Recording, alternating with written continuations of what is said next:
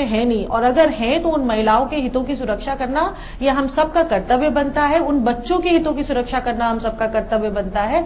इसलिए मुझे लगता है ये कानून अपने आप में बनेगा तो बहुत ऐतिहासिक होगा, और ऑनरेबल सुप्रीम कोर्ट की जो पहल है ये अपने आप में indeed it's a welcome move.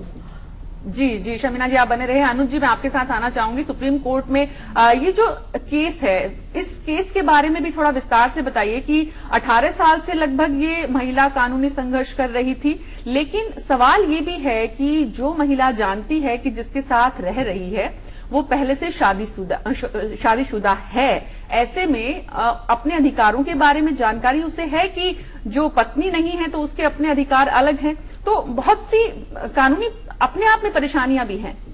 बिल्कुल ठीक कहा आपने, और इन्हीं कारणों के चलते ऑनरेबल सुप्रीम कोर्ट ने उस महिला को मिस्ट्रेस इन डिस्ट्रेस कहते हुए इस केस में उनके अधिकार को नकार दिया। जी देखिए, उनके अधिकार हैं, और जब लिव इन रिलेशनशिप को prevention of domestic violence act 2005 के अंदर एक मैरिज का दर्जा दिया गया है, तो आने वाले केसेस में हो सकता है हम एक दूसरे तरह का चलन देखें।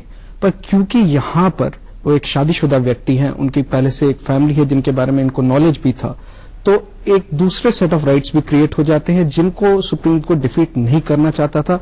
इस वजह से इस केस में महिला को रिलीफ नहीं दिया गया है।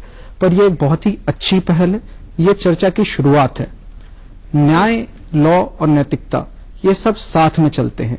आगे जाकर ये जो फैसला आया है माननीय सुप्रीम कोर्ट का, ये नैतिकता के मामले में और न्याय के मामले में दोनों तरीके से एक ऐतिहासिक कदम साबित होगा। जी संध्या जी आपसे जानना चाहूंगी, साथ ही सुप्रीम कोर्ट ने ये भी कहा है कि लिव इन रिलेशन में रहने वाले जो लोग हैं वो अलग अलग